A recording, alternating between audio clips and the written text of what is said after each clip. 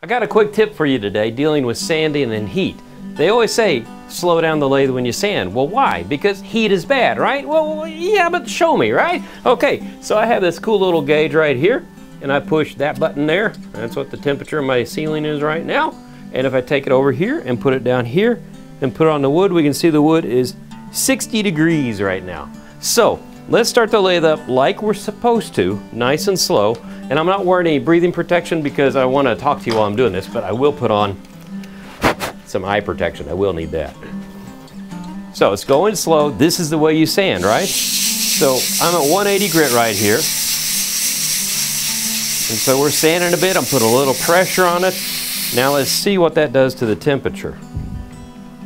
It went up 10 degrees about. It went to, well, let's see, it's dropping down now. It's cooling off. It went up to 70, and then the second I took the sandpaper off, it started cooling down.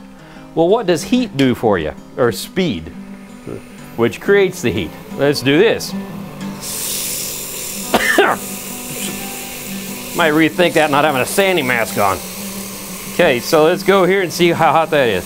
120, 127 is still building up, and so you see that much heat. When you look inside here, see how thin the walls are on this piece? If I build up that much heat, it's going to cause the wood to expand. And what will it do? It will crack. So that's why you always slow your wood down when you're sanding.